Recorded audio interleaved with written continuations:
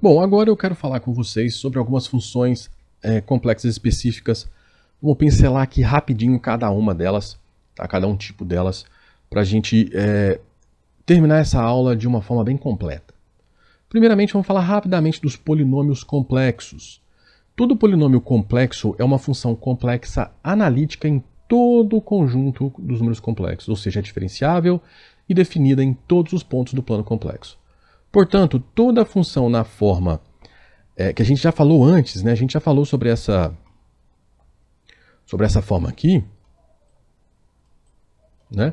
F de z igual a C0 mais C1z mais C2z quadrado, enfim, até o CNZN. Ela é analítica e sua derivada é calculada da mesma forma que a gente faz lá no cálculo 1. Tá? Então a derivada da constante é 0, a derivada de C1 vezes z, derivada de z é 1, derivada de z quadrado é 2z, derivada de z ao cubo é 3z ao quadrado e assim sucessivamente. Tá? E além disso, como a gente tem que a derivada da soma é a soma das derivadas, então a derivada desse polinômio é dada dessa forma. Ou seja, a função exponencial complexa ela vem do fato da exponencial de um número complexo que a gente já falou numa aula anterior. Tá? Só para dar uma pincelada, a exponencial de um número real pode ser escrita como uma expansão em série de potências, somatório de n igual a zero até infinito de x elevado a n dividido por n fatorial. O cosseno também e o seno também. É como se o cosseno fosse a série alternada dos termos pares da exponencial e o seno fosse a série alternada dos termos ímpares da exponencial. Tá bom? Com isso em mente, a gente vai definir a exponencial do número complexo a partir dessa ideia. Então, e elevado a z é e elevado a x mais iy, ou seja, e elevado a x vezes e elevado a iy. E elevado a x é um número real, então eu deixo ele aqui, e aí eu vou expandir esse pedaço como uma série de potências inspirado pelo que eu tinha antes. A gente já falou sobre isso aqui na aula anterior, em aulas anteriores de números complexos, né, onde a gente define a exponencial complexa. Então a gente vai expandir, e na hora que a gente for expandir, a gente vai perceber que a gente pode separar na expansão em série do cosseno e na expansão em série do seno multiplicado por i. Então aí, essa exponencial complexa é e elevado a x, que multiplica cosseno y mais i seno y. Essa daqui é a exponencial de z em termos de x e y. Então aqui você pode pensar o seguinte: se eu for pensar em f de z como e elevado a z, então eu vou ter funções e elevado a x cosseno y mais i e elevado a x seno y. Esse daqui é o meu u de xy e esse aqui é o meu v de xy. Tá ok? Então, eu consigo falar agora na função exponencial complexa. Tá? É a função, então, definida como f de z igual a e elevado a z. Né? E aí, a gente vai ter, então, que a exponencial de z é exatamente o que eu tinha escrito antes. E elevado a x cosseno y, a parte real, mais i seno, mais i e elevado a x seno y como a parte imaginária dessa função. Tá? Bom, isso posto, a gente pode estabelecer que essa função ela é analítica para todo z. Por quê? Das equações de Cauchy-Riemann, a gente verifica que elas são satisfeitas. Tá? Então, satisfazendo as equações de Cauchy-Riemann, eu sei que essa função é analítica. Eu vou deixar essa verificação aqui para vocês como exercício. Tá? Então, verifica aí que elas são realmente analíticas. Outra coisa que eu vou deixar aqui como exercício para vocês é mostrar que a derivada da exponencial, derivada de e elevado a z, é igual à própria e elevado a z. Como que você vai fazer isso? Usando a definição de derivada de f' de z a partir das derivadas parciais de u e v que a gente deduziu lá atrás. Tá bom? Bem simplesinho de fazer, vou deixar aí como exercício para vocês. Outra coisa que eu quero deixar registrado aqui, que a exponencial é uma função periódica com período 2π vezes i. Por quê? Porque aí o 2π ele vai para a sua parte imaginária, então você vai ficar com x mais y mais 2π vezes i. Tá? E aí essa aqui é a sua parte imaginária, então você fica com e elevado a x cosseno de y mais 2π mais i seno de y mais 2π. Como o seno e o cosseno são funções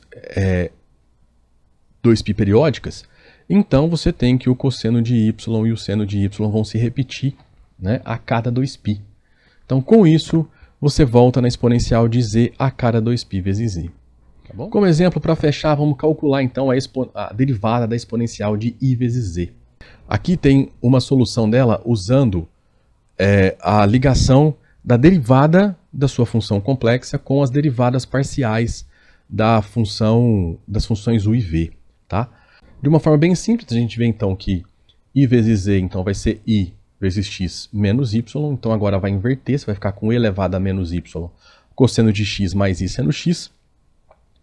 E aí você vai ter derivada parcial do u com relação a x menos mais i derivada parcial do v com relação a x também. As contas e vamos encontrar exatamente i exponencial de i vezes z. Mas a gente viu lá atrás que isso aqui pode ser calculado usando a regra da cadeia. Por quê? Porque a regra da cadeia ela vale aqui também. A gente já falou isso lá atrás. Então, nós ficaremos com e elevado a iz, certo? Que é a nossa própria exponencial, vezes a derivada de i vezes z. A gente já viu que a derivada da constante é a constante vezes a derivada também. Então, isso aqui é e elevado a iz vezes i. Então, i vezes z elevado a iz. Tá bom? Então, você pode usar as regras que você tem lá no cálculo 1 aqui também para encontrar de uma forma um pouco mais rápida do que usando essa relação. Eu gosto de usar essa relação só para funções um pouco mais difíceis de enxergar. Tá? Essas que a gente já tem muita familiaridade do cálculo 1, eu prefiro usar elas já diretamente. Bom, a função exponencial complexa ela tem o que a gente chama de região fundamental, que é aquela região que está entre menos π e π. Tá? Que a parte imaginária, né, que o y está entre menos π e π. Tá ok? Isso aqui vai ser importante para nós quando a gente for definir o logaritmo. Tá? Lembrando que você pode, então, expandir essa definição dessa função, né, colocando ela assim, ó, elevado a z mais 2nπ vezes i. Aqui você tem todos os períodos dela. O que acontece? A gente define isso como região fundamental para que a gente tenha uma ligação com a função inversa que vai me dar o ln lá na frente. Mas antes de definir a função ln, a gente tem que falar sobre as trigonométricas complexas. Bom, pela definição da função exponencial dada anteriormente, a gente então tem a relação que e elevado a ix é igual a cosseno de x mais i seno x. Aqui então a parte é zero. Tá? E que e elevado a menos ix é o cosseno de x menos i seno x. Tá bom? Então eu consigo estabelecer que, através de manipulações algébricas bem simples, que o cosseno de x é a exponencial de i elevado a x mais a exponencial de menos ix dividido por 2, e que o seno é a exponencial de ix menos a exponencial de menos ix dividido por 2i. Tá? E essa é a ideia usada para definir funções trigonométricas complexas em todo o plano complexo. Tá? Então, por definição, o cosseno de z é exponencial de i vezes z mais exponencial de menos iz dividido por 2, e o seno é a exponencial de z menos a exponencial de menos iz dividido por 2i. A partir dessas, a gente define as funções tangente de z, novamente como seno sobre cosseno, a função cotangente de z, cosseno sobre seno, a função secante 1 sobre cosseno e a função cossecante 1 sobre seno. Tá? E aí eu vou deixar como exercício para vocês mostrar que todas essas funções trigonométricas são analíticas. Tá bom? Usando aí as equações de Cauchy-Riemann. Estabelecer a derivada de algumas, sabendo que todas são analíticas, vamos estabelecer as derivadas de algumas com os resultados que a gente já tem. Né? Então a derivada do seno é a derivada dessa relação entre exponenciais. Eu posso jogar esse 2i para fora, então fica i vezes e elevado a iz mais i elevado a menos iz. Tá? E aí eu posso colocar o i em evidência, e esse i em evidência acaba simplificando com esse. Eu fico exatamente com o cosseno de z. Da mesma forma, eu vou conseguir que a derivada do cosseno de z é menos seno de z, tá? E que a derivada da tangente é a secante ao quadrado de z, usando aqui a regra do quociente. Eu não vou fazer, porque aqui é exatamente o processo que você faz no cálculo 1, tá? Porque agora estabelecido as derivadas do cosseno e seno com as definições complexas, todas as outras você encontra usando as regras de derivação que você usava lá no cálculo 1, então é muito simples de você encontrar. Partindo daqui, as trigonométricas complexas trazem também funções hiperbólicas, né? Trigonométricas hiperbólicas, que são o cosseno hiperbólico, seno hiperbólico, tangente, cotangente, secante e cossecante hiperbólica. Tá bom? E qual é a diferença delas?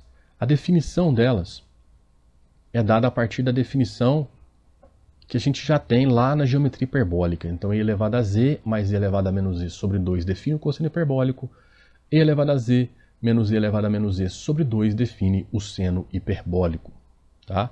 E a partir dessa a gente define a tangente hiperbólica novamente como seno hiperbólico dividido pelo cosseno hiperbólico, e a gente vai definindo cotangente hiperbólica, secante hiperbólica, cossecante hiperbólica. Tá? E elas estão relacionadas da seguinte maneira, né? As trigonométricas hiperbólicas com a trigonométrica. Isso falando sobre variáveis complexas. O cosseno hiperbólico de i vezes z é igual ao cosseno de z, e o seno hiperbólico de i vezes z é igual a i seno z. Então aqui você consegue uma relação entre as funções trigonométricas complexas e as trigonométricas hiperbólicas complexas. Bom, as derivadas das funções hiperbólicas, né, das trigonométricas hiperbólicas, elas seguem a mesma lógica que a gente fez para as funções trigonométricas. Então você vai usar a definição aqui, por exemplo, do seno hiperbólico, né, e elevado a z menos e elevado a menos z sobre 2, para calcular a derivada desse seno hiperbólico de z. Então aqui você joga o meio para fora, porque ele é uma constante.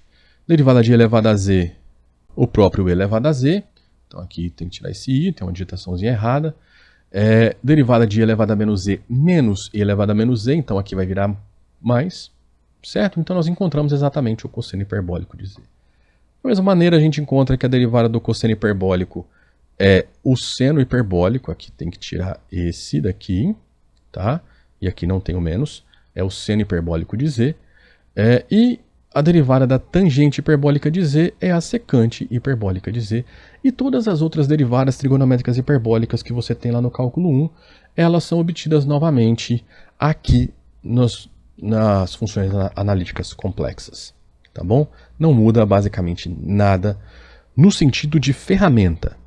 Tá? Não estou falando do sentido topológico e funcional. Tá? Estou falando basicamente do sentido como ferramenta matemática. Bom, então agora vamos falar sobre a função logarítmica complexa. Definição do logaritmo de um número complexo. O logaritmo de um número complexo z, escrito aí na forma r e i θ diferente de zero, é definido como sendo o logaritmo de r mais iθ, onde o log de r denota o logaritmo real do número r maior que zero, tá? Que é o raio do seu número complexo z, e o θ está entre 2kπ e 2k mais 1 vezes π. Costuma-se utilizar a notação ln de z para denotar o logaritmo de z. Tá bom? Então essa é a definição do logaritmo do número complexo z, que está aqui. Ó. Então o logaritmo trabalha mais com o número complexo na forma polar.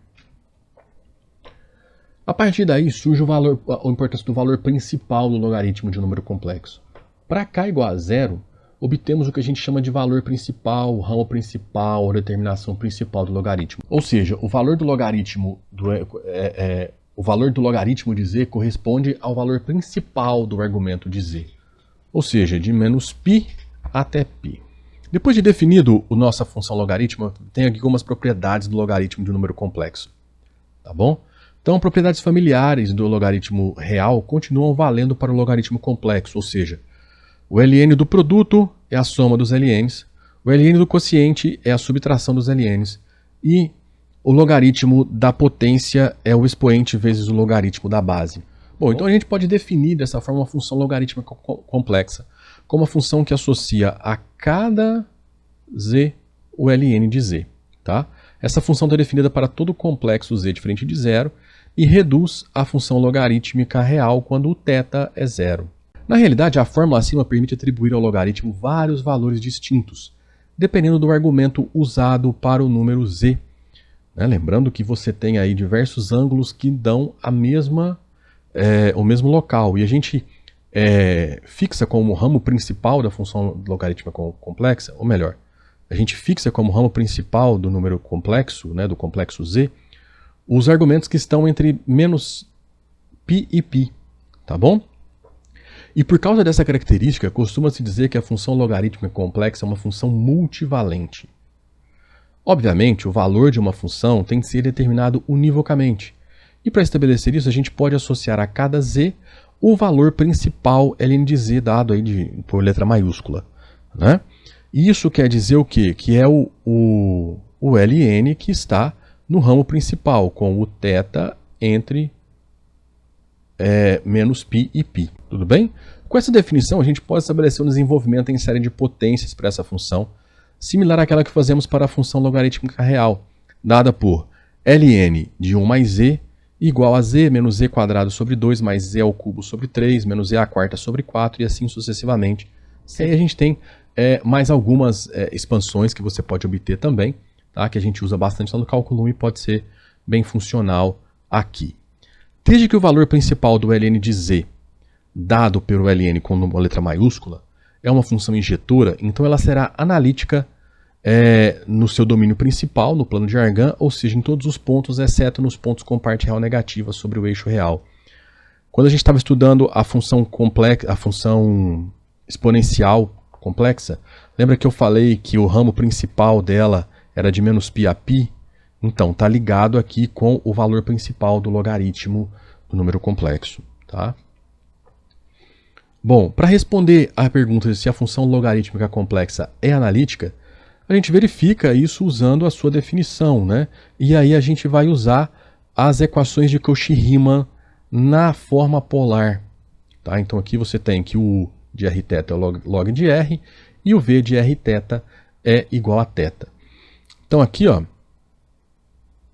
você precisa que a derivada parcial de U com relação a R seja igual a 1 sobre R, a derivada parcial de V com relação a θ. Derivada parcial de V com relação a θ é 1, vezes 1 sobre R, 1 sobre R. E a derivada parcial de U com relação a R é a derivada do ln de R, 1 sobre R. Então, igual. Além disso, a derivada parcial de V com relação a R tem que ser igual a menos 1 sobre R da derivada parcial de U com relação a θ. Em U não tem θ, então a derivada aqui é 0, vezes menos 1 sobre R dá 0, que é exatamente a derivada parcial de V com relação a R. Aqui não tem R, então é 0. Portanto, essa função, a nossa função logarítmica, é analítica. Tá? E qual é a derivada da função logarítmica complexa? Vamos lá. Sendo ela analítica, a gente vai determinar a f' de z. Tudo bem? Então, a gente sabe então, que o logaritmo de z é igual ao logaritmo de r mais iθ. Sendo o seu z x ao quadrado, x mais iy, então o r é raiz de x quadrado mais y quadrado, e o i é o arco tangente de y sobre x mais 2nπ. Lembra, isso aqui é para fixar o ramo principal. Então aqui a gente tem todos os ramos do meu número complexo. Tá? Quando o n é 0, eu tenho o meu ramo principal. Usando propriedade de logaritmo, então isso aqui é meio do ln x quadrado mais y quadrado, mais i vezes o arco tangente de y sobre x mais 2nπ. Aqui tem probabilidade de arco tangente também. Tá? Logo, o meu u de xy é esse e o meu v de xy é esse. Então, agora usando a relação que eu tenho para as derivadas parciais de u e de v, né, com relação a x, eu consigo encontrar que a minha derivada é exatamente 1 sobre z. A derivada do ln de z é 1 sobre z. Tá bom? Então aqui tem todo o processo feito. Logicamente estamos usando aqui derivadas de números reais, né, de funções reais. Então a gente chega exatamente em 1 sobre z. Tá bom? Caminhando para o final da nossa aula, vamos falar sobre a potenciação com expoentes complexos. Então, dados complexos z diferente de zero e alfa, definimos z elevado a alfa como a exponencial de alfa vezes o ln de z. Como existem infinitos valores para ln de z, consequentemente, z elevado a alfa também será multivariável e por isso nós vamos ter que escolher um ramo para ser o valor principal do z elevado a alfa. E aí nós vamos usar o ramo principal do logaritmo de z, tá bom? Então a gente vai falar que o valor principal de z elevado a alfa é a exponencial de alfa vezes o valor principal do logaritmo de z. Se alfa é igual a um número natural, 1, 2, 3 e assim sucessivamente, então z elevado a n é uma função injetora e com valor idêntico à enésima potência de z. Se alfa é um número natural negativo, então a gente tem uma situação similar. Agora, se alfa é igual a 1 sobre n, sendo n um número natural, então z elevado a alfa é igual a raiz enésima de n, que a gente já trabalhou com esse fato. Para nós interessa o que acontece na função exponencial generalizada complexa, que é essa aqui, ó. A elevado a z é e elevado a z ln de a. E como exemplo nós vamos calcular i elevado a i. Então, i elevado a i é a exponencial de i que multiplica o ln de i. Tudo bem? O ln de i é o ln de 1 mais π sobre 2 mais 2nπ. Tá? Por quê? Porque o raio do i é 1 e o argumento é π sobre 2 mais 2nπ. Então aqui o ln de 1 é 0, então ficamos com π sobre 2 mais 2nπ. Aqui tem um i, desculpa, tá? E isso. Tudo bem? Então, i vezes o ln de i é i vezes i π sobre 2 mais 2nπ. Então i vezes i dá menos 1. Então i elevado a i é exponencial de menos π sobre 2 mais 2nπ.